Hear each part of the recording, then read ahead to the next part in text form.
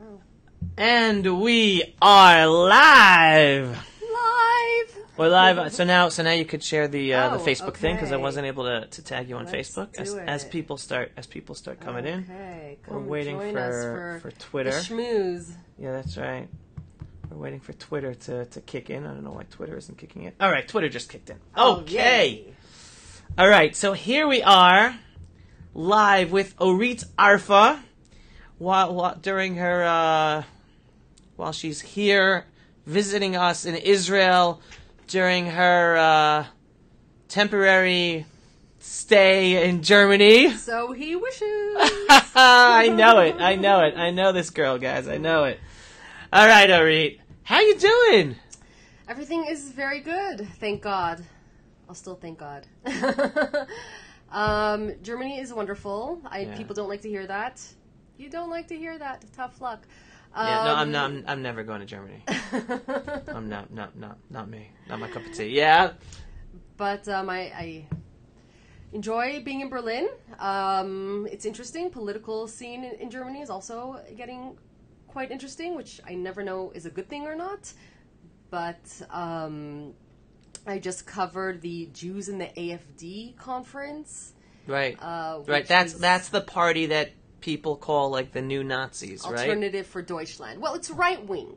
People like to call them extreme right or far right, or it's a right wing party, meaning they're patriotic. They don't like to use the word nationalist, but they're nationalists. They want secure borders. They are tough on Muslim immigration, tough on Islam. So they're controversial. And a number of Jews who are involved with the party, right? Yes.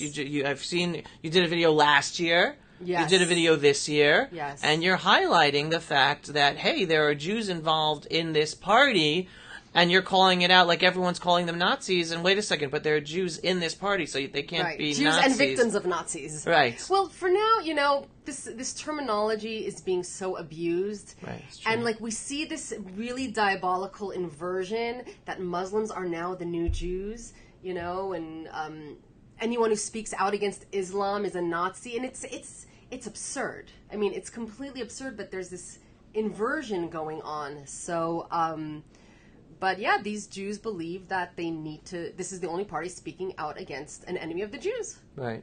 Which is, and it's Islam. interesting. It's interesting because you're at the from my perspective of Western Europe, okay, and I believe you're at the apex of the apex of the turn of the new direction of Europe, of the world. Yeah. I mean, it's 20 years ago, more than 20 years ago. I was already calling Europe was going to turn into Arabia. It was clear back then, even back then, 20 years ago, with the Muslim immigration, that it was going to be overrun with Muslims. Why? Because even 20 years ago, I knew what Islam is, and Islam's about taking over the world. All right, anyone, if you think that Islam's... No, it's not a problem with it. It is a problem with Islam. It's not a problem with every Muslim. Not every Muslim believes in that. But it's a problem with Islam itself. And that's already something... That makes you a Nazi. And right, okay? And anyone who says that, they're the first ones to be killed. The second, the Islam that wants to take over becomes the majority in any country. So basically, and you are really at the center... where little by little and slowly Europeans are waking up to the danger that this massive Muslim migration with this core of Islamism wants to do to those European countries. And it's a process, and you're in the apex of it. You're seeing it. So I guess my first question is, how is it seeing this process happen before your eyes in Berlin? Like, are people waking up, or everyone's either on the right or left and they're just stuck in their ways, or are people realizing the dangers around them and little by little coming about? There is a stream that people are waking up, and there are more terrorist attacks and people are waking up. But still, I think if you talk to the average person, they'll find ways to talk around the problems. For example, crime isn't up, but more brutal crimes are up. The percentage of more difficult, violent crimes are up. But people will find their way to argue around it. Well, some people have a hard life and it happens, or, there is this sense of brushing it off, but there is a rise of what shall we call it, right-wing populism or patriotism that is awakening, that people want to take care of their children and take care of their borders. Right. Which is the basic responsibility of any elected government. Point to the drain on the social welfare systems, a huge drain on social right. welfare systems, huge resources not being used for their own people, and it's a value for many people to not to sacrifice yourself for this other. And we often like to put Germany down or Europe down for sowing their own self-destruction, but I hate to say it, I believe the trend started in Israel. With the Oslo Accords, when we said we are going to give of ourselves to others, that was our equivalent of opening our borders and allowing streams and streams of jihadists into this country. So let's not be so self-righteous, because I believe Israel started this horrible trend. And that's where we have to take responsibility. And I don't feel Israel is taking strong enough responsibility. We're too self-sacrificing. We do allow too many of our own to be murdered. And so it really bothers me. And I see it as an outsider. It's interesting to see Hasbara work as an outsider. Mm-hmm. Because I see what's effective and what's not. And I have to say most people don't care. The average person does not care. Agreed. They are not watching Israel. They don't care about Israel. They'll read a headline and that's enough. Unless you have a stake in the game, unless you love the Jewish people, unless you visited Israel and care for it, most people don't care. But I see so much of why isn't the world doing and responding for us and condemning these terrorist attacks? Where is the world? Where is Europe? You know what? Where is our own government? Where is Israel? We have to start taking responsibility, and I think it's so easy to always point the finger somewhere else. Well, it's interesting because I'm going to come from a different direction, and the line I take is, world, wake up. Israel is the front line of the battle going on, and if you do not support Israel, then what you see happening in Israel is going to happen in you. Car ramming attacks happened here first. World didn't stand with Israel. Now it's happening around the world. Stabbings happen in Israel. It's going to happen around, meaning everything. Right. But then why start the trend? I mean, I agree. Car ramming attacks are happening here, so wake up world. But then wake up Israeli government and wake up the state. I'm not disagreeing with allies. that. We have to build allies. Correct. I would say more of let's build allies rather than make Europe or the world feel bad. Let's talk about it. Change the strategy. Let's build allies, and not you were there to the Holocaust and you always. Well, here's the interesting thing, because exactly what you're saying, and both of us have critique of Prime Minister Benjamin Netanyahu and how he's handling the current security situation and Judea and Samaria and everything, that he's not doing enough on anything. On the other hand, it's under his leadership over the past few years that relationships and partnerships have been developed with those European countries that are mostly Eastern Europe, that understand that we're all in the same battle, that understand it is a globalist, multiculturalist agenda together with Islamism out to destroy the national identities of any national identity. So Israel, under Prime Minister Benjamin Netanyahu, and I'm giving him kudos for this, he is doing that, but Germany's still not there. He should have stayed as a foreign affairs minister then. He's a great foreign affairs. Could be, but just a prime minister. Could be, but sticking on that point. But sticking on that point, all right? That is happening. Germany's not there. France is not there. Britain's not there. But the relationships are being developing with those European countries that are recognizing. And again, it's always a double-edged sword. And I'll tell you also, in terms of Germany personally, what scares me. Like, on the one hand, while I'm happy that there is the understanding growing in the AfD and other parties in other European countries, whether Eastern Europe or Western Europe, that Islam is a problem, the borders must be protected, the national identity must be protected, they can't let multiculturalism overtake their own culture, their own identity. Some, not all, not many, but some people allow this they take it to be anti-Muslim to then jump to be everybody Yes. who is an Right. other. Yes. And then that's when anti-Semitism can come in through the back door, Right. even in these parties where, on the one hand, they support Israel, or they're partners with us in standing up against the dangers within Islam. And that's the fear. And this is someone Yes. who supports. I'm supportive of these right-wing parties where Jews are involved, and because understanding. So that's. But even for me, that's because I know what's going to happen. I know what's going to happen. It's going to be a tsunami effect that the Jews are going to be affected in the end also. Which is why I'm going to tell you, in the end, you're going to be back in Israel, because it's not always going to be safe for Jews and Israelis still in Germany either. I don't know whether that's 5 years, 10 years, or 15 I don't know how years. safe it's going to be for Israelis in Israel, for Jews in Israel. It But you already know the isn't. difference? I mean, But no, but you the know, I difference- do feel safer. huge difference. It's a horrible thing to say that I feel safer in Germany. The huge difference. Yeah. Huge difference.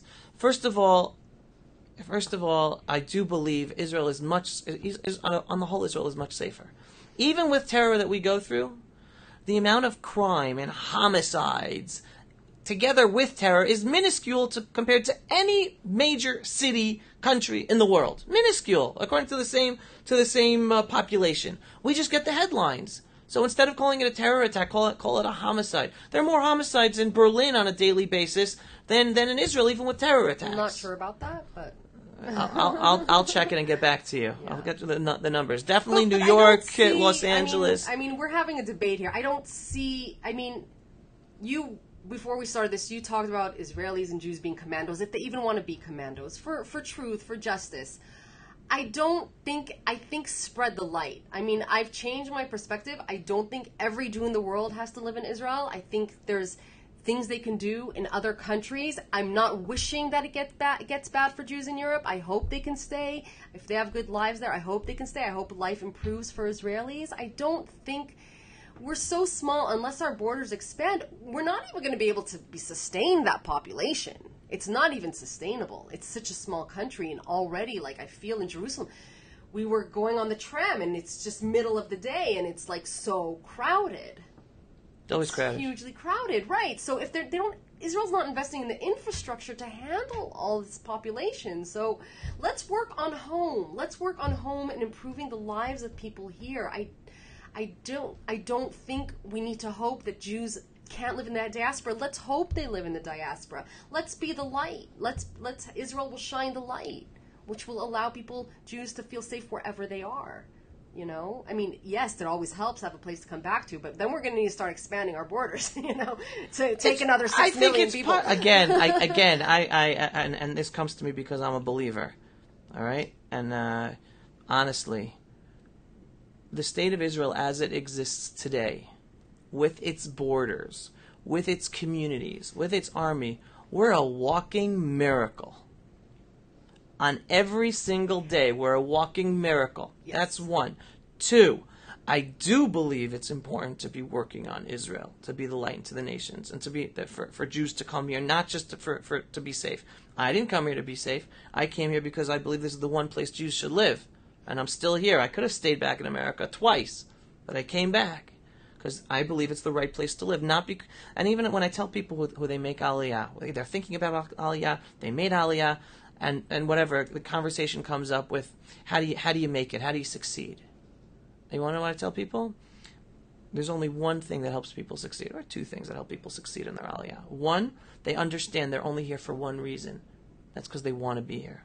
Not because quality of life, not because it's better for children, not because of ABC. It's one reason, because you want to be here. Once you understand you're here for that reason and that reason only, you can help make it work. And then the second thing is to have flexibility.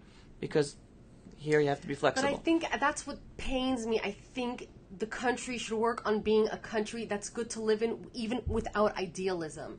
That it's a place that's a light into the nations, not because it's surrounded by enemies, that it's light into the nations because it functions well, because there's a government that works well for its citizens, and not like, I'm here because I feel obligated and I'll make the most of it.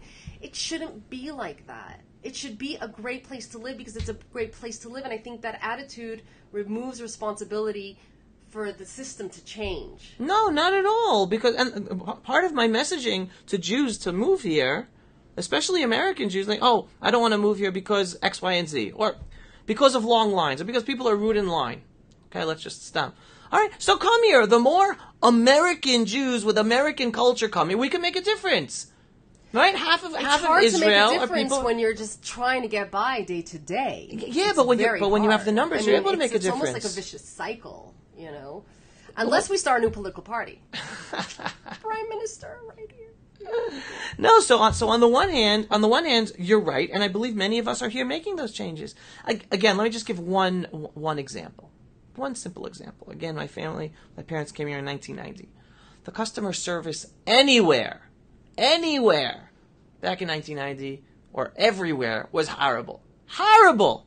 You can't look at customer service today, whether it's cell phone service, whether it's banks, whether it's government offices, and complain about it, not missing the 1,000% improvement it's made over the past 2 decades.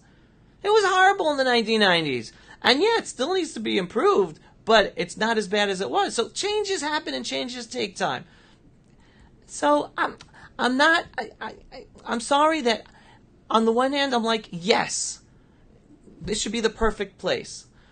But first of all, there is no such thing as perfection. And 2, we're supposed to be here to make it the better place. I just don't think the system allows change to happen. I think this change has to happen in a systemic way. I don't know how that comes from. It comes from a change in culture and philosophy and the way of attitudes. But and I think there's just too many mixed philosophies here. There's some socialists and some capitalist. I think the roots are too socialist and too collectivist and government controlled. So it's hard to get the mindset, I think, that amenable to change. And I would tell you, you're right. Now compare us to every other country in the world that's 70 years old.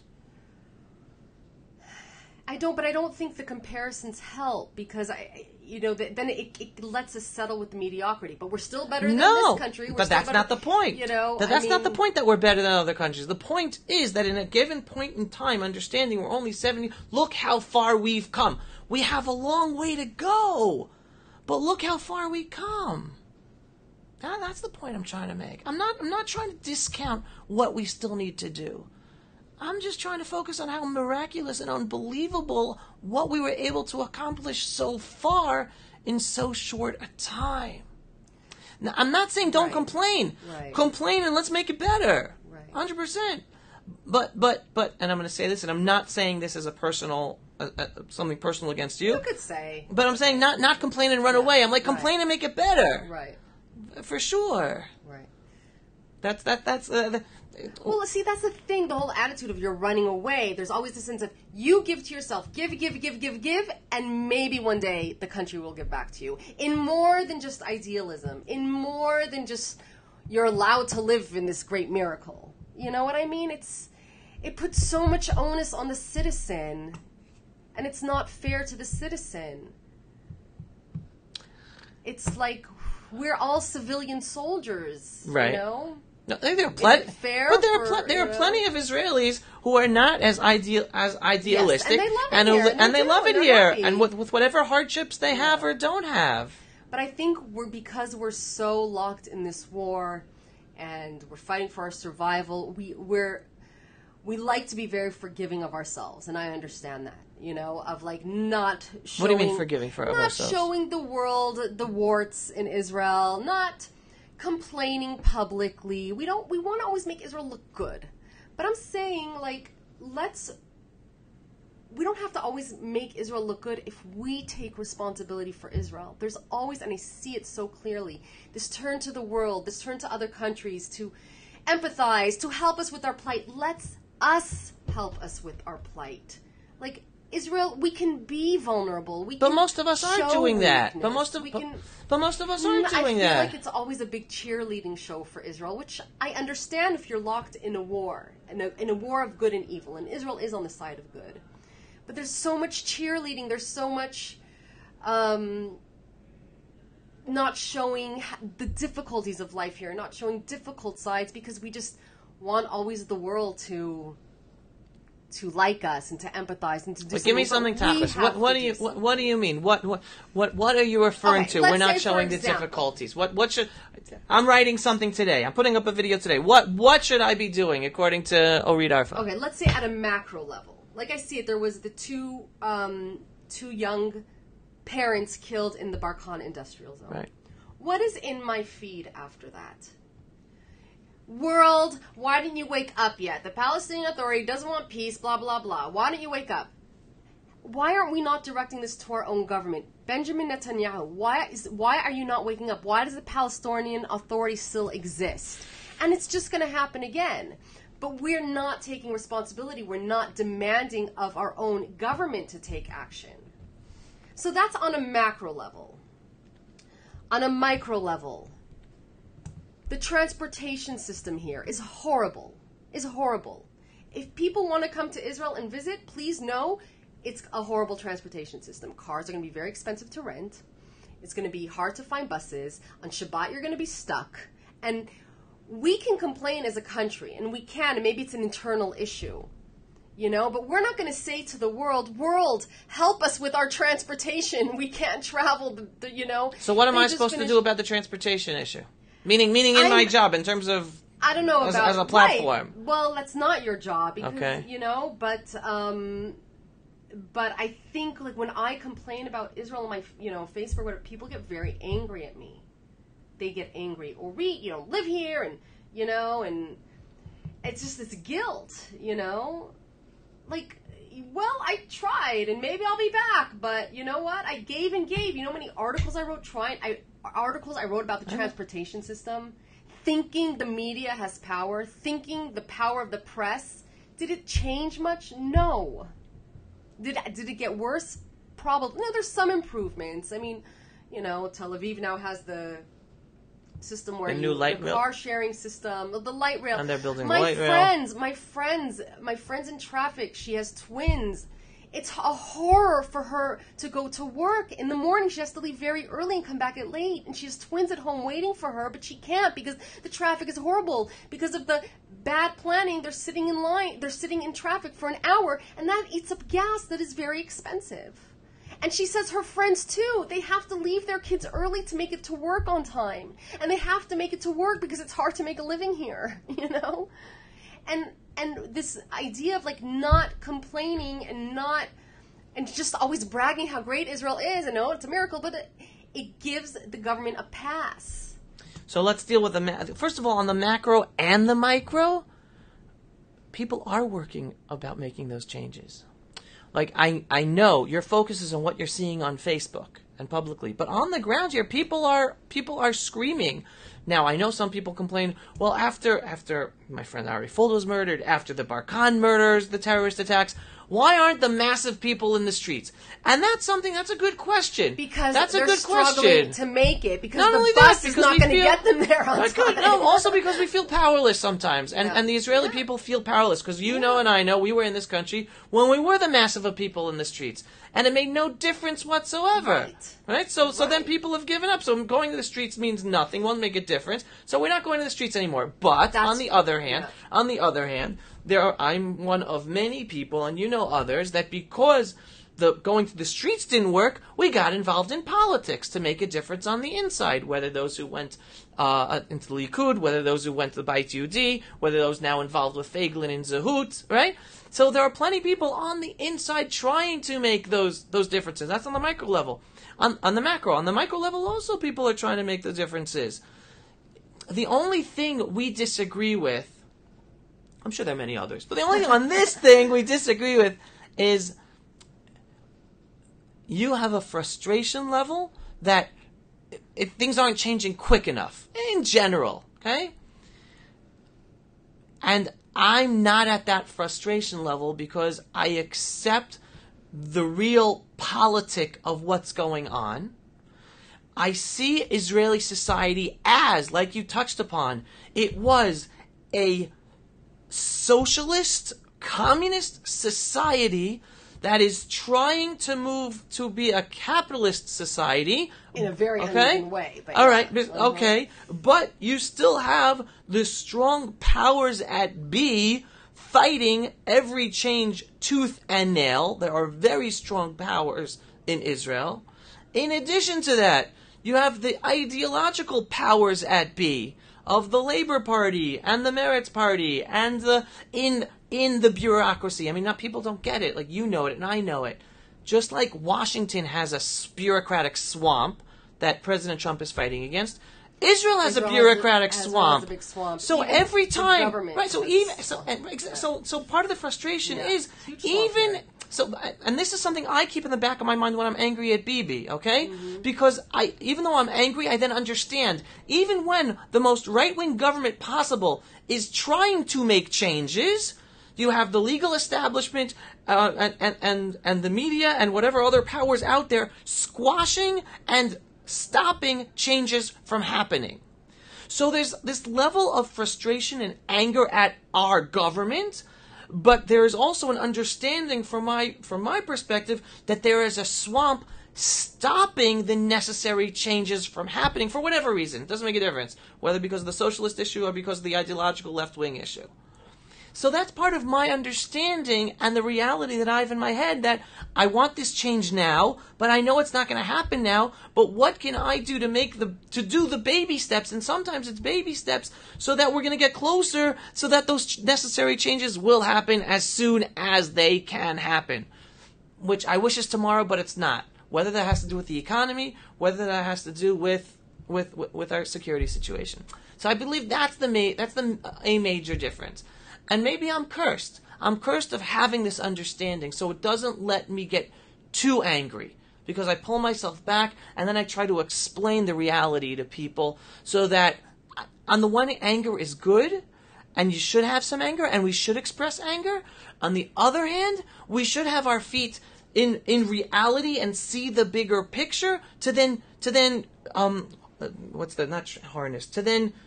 channel our anger to a positive way to bring about change, and not just be there screaming and shouting out of anger. So I basically gave you the Torah of who Avi Abel is, and how my thinking is and my actions are. Yeah. But that's what I think. But I think that's the major difference between us. Other than that, there's a lot of agreement on all the issues. And the bottom line is, optimist. And I'm an optimist. Yes, you're very optimistic, right? Yeah. But when it comes to the diaspora, I believe me, I wish it would be safe for Jews to be able to live and travel everywhere. Everywhere. Again, I just look at things in a historical perspective. And the reality is that in Jewish history, there are times when it's been good, and then those good times come to an end, and then there are times where it is worse than horrible. And I think from looking at history, I'm viewing that as now. Once upon a time, we called Spain the Golden Medina, right? Spain was, and then it was Germany, and we called Berlin the New Jerusalem. And now you have everyone in America thinking that New York is Jerusalem or whatever. I could live in New York, but no. But every good time it was Jerusalem. Right, but we didn't last year either. Okay, all right. But here's our chance to make it happen. I at least want to be part of the making it happen, and not deluding myself to think that the good life. Sometimes I think I am glad my grandparents are no longer alive. Because my grandparents had an understanding of the blessing of what America was. That they were finally given a chance as Jews to live and not be worried that they're Jews. Too, yeah. Right? And I'm glad they're not able to see the direction America is going. And again, put Trump aside, because there's a trajectory going on. And it has nothing to do with Trump. It happened before Trump. And the trajectory is that anti-Semitism is growing and being normalized. Just as in Europe, it's going to hit America even harder. I don't think the good times are going to last. It's not. I hope it does. I hope things get better. I hope they do. Believe me, I hope they do. But again, from a historical perspective and seeing things how they're going now, I just see the trajectory going against the Jews, not just in Europe but in America. And so, thank God we have in Israel. And I want to be here to work and make the changes necessary so it's better. Perfect? We'll never be perfect, but at least be making it better. Anything? Well, there's one more point, maybe just ties into the GA. Go for it. Or just in general. Go for it. What I also think contributes to the protectiveness of Israel, which bothers me a lot. I believe it's almost like sometimes Israel's becoming a product that is used for monetization. Like the Jewish community has connection in the diaspora, its connection to Israel. Oftentimes it is very deep, and it's an understanding that it's a battle between good and evil, but like there's so many people are making money off of Israel and our tragedies. Give me any details. What are you referring to? A lot of like pro-Israel advocacy groups in the U.S. Their leadership makes so much money while Israelis are struggling. And so they're not going to tune in to the struggles of the everyday Moshe or Ilana in Israel because they want to see the miracle all the time and market the miracle all the time and the struggles and the tragedy and the BDS and the Palestinians. And it's like this money machine, you know, of like, I know there's a lot of sincerity, but the level of the prestige around the issue and the money-making potential around the issue, not as a profit, they are non-profits, but it bothers me too, and I think it shields the government as well from criticism, unless you're far left, and it's not the criticism we want, you know? Right. So for Jewish federations, in some cases, I'm sure, okay, rockets falling on Gaza, let's raise money. And it gives them something to do, and yes, raise money to good cause. First of all, I think Israel should already not need that. Let's not be a charity anymore. Let's have Israel work not to be a charity. Let this be a place where people can make money. But those people will be out of jobs. Easily make money. What? Those people would be out of jobs. That Jewish leadership in America. That's fine. Let them. No. I'm saying I'm trying. I'm pointing what part of the problem is. Right. They'll continue Yeah. So I mean, it's an issue worth thinking about more. So I separate those two different issues. Yeah. All right. Let's start with the second one. All right. What are the two issues I see? One, that there are all these organizations and organizational leaders making tons of money in America. That's one, and two, the economic situation in Israel. So I'm not going to connect the two because they can't make an impact. Even if they take a lesser salary, that's not going to make an impact upon our friends or myself of how much money we're making. The improvement of the Israeli economy can only happen here, regardless of how much Jews are making in America or running these Israel Jewish organizations. And again, the biggest problem here is the socialist backbone, infrastructure, and powers and power, and then coalition politics. Listen, Bibi also not only was he one of the best foreign ministers, he was a great economic minister, finance minister, and no one touches him. And he started the process of Israel becoming more capitalistic and stopping the socialism. But then you have other finance ministers that they go back to the socialist policies, right, or they go back to election politics and trying to make their voters happy, and then coming out with populistic programs that are not about really the economy. So we have our challenges in making the economy better, and we do, but things are happening. It's taking time. But in terms of American leadership and their salaries, my biggest problem with their salaries is I don't think they're doing a good job. They're not doing a good job in standing up strong for Israel, and I'll tell you why. And they're not doing a good job with leading American Jewry. Because I believe the biggest challenge for American Jewry is for an American Jew, regardless, Orthodox, conservative, Reform, or unaffiliated, is to be a proud Jew. And to be a proud Jew means owning your identity, owning your history, owning the state of Israel as your own, the third Jewish commonwealth of your people from thousands of years ago, understanding why they should be proud of that identity, why they should be proud of Israel. And that's not happening. They're more interested, and I'm writing about this, they're more interested in marketing Israel as the high-tech startup nation. You can get a startup in Silicon Valley, in New York City. That doesn't make Israel different and special. We're the startup nation because our nation started up here. And we're a nation. That's how we're the startup nation. Well, this goes into kind of my theory that they're not going to take the politically incorrect position, and therefore they're failing. Keep them in the cliques that they want to keep and therefore they're failing. Keep them in the money cycle they want to. And therefore they're failing, and they're failing American Jewry. And American Jewry, little by little, are losing their Jewish identity and pride as being individual Jews and being part of the Jewish collective. I think all the Jewish leaders, like many Jewish leaders that we've had that were good, were always rejected. I mean, I think we had better leadership. Maybe the Holocaust would have lost so many lives. I mean, there were rabbis who just complied, and you had the Zionist fighters who were rejected by the leadership. We wouldn't be here if not for them. It's the same. Listen, we're so always it's like I don't know why Jews put so much trust in their leadership. So we'll end with this. We'll end with this point because I think you're touching upon an interesting thing. And I just actually mentioned this last week when I was speaking to a group. We have a complex. We have a persecution complex. 2,000 years of persecution. We are the gulut. We have a gulut mentality, right? That we're being the underdog, not being able to protect ourselves, having to please those around us, right? To please the non-Jews who run the countries where we're living. That's our mentality, right? And what I'm about, and what Ari Fuld was about, is no, we have to start being the new Jew. We have to be proud Jews. We have our own country. We can fight, and we have to fight when to defend ourselves. Not to be embarrassed. American Jewry, they're embarrassed when we have to kill a terrorist. No, we kill terrorists. We have to kill terrorists. You want to save your life? Yeah. We have to be proud Jews, willing to stand up and tall and say, "I'm going to kill you if you try to kill me." And the Torah says it. And then, but most American Jewry, right? That's not even a Jewish But most thing. American Jewry, they are embarrassed to defend Israel if someone is shot, whether on purpose or by accident. But when we're trying to self-defense, they are embarrassed. They can't stand up and be a proud Jew if all of a sudden we're defending ourselves against terrorism. And this is even Jews in Israel have this mentality, and it's our challenge to educate and inspire as many Jews as possible in Israel and abroad to know. Get rid of that gullet mentality, folks. Get rid of that mentality of not being proud of who you are, not being able to stand up tall and proud and being a Jew. Be that proud Jew, and honestly, what I believe is the best way to be that proud Jew is to be in the atmosphere where you can have that feeling most.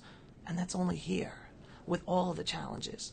That's here. And while you're in Germany, you see I said while you're in Germany, so you do it there and you spread it there for Jews around you to feel that as well. Why do I have to spread that? Why? What do you mean why spread it? Meaning, no, I mean spread, but I want people to live their lives and be happy. It's like, it's not, why do Jewish people, they have this curse that they always have to fight for their lives? But I'm seeing reality. You're seeing your ideal. I'm seeing reality and saying this is what we have to work with. And we have to work. That's the situation. I mean, I'm going to be selfish. I'm not fighting as a Jew, and I'm not fighting for the people. I will fight. No, you're for yourself. Completely selfish because I want to live. But guess what? You want to know, and it's connected to the Jewish identity, whether I want it or not. So guess what? You know what I tell college? The hard way. Do you know what I tell college students? I say, you know why you have to learn your Jewish history, and you have to learn the Torah, and you have to learn modern Israeli history, so you can feel good and confident about yourself when you're on college campus, not to defend Israel. For yourself, because if you don't have that information, you're going to get killed on campus, and you're going to be turned to be anti-Israel, and therefore, in a sense, an anti-Semitic Jew. I think they're more into their Jewish identity because they feel guilt over it. I think just care about your own self, like you want to live. But they don't get it. They're trying to go with the new masters, thinking these new masters will provide them shelter. Because they're the gullet Jew mentality. I don't know if it's gullet mentality.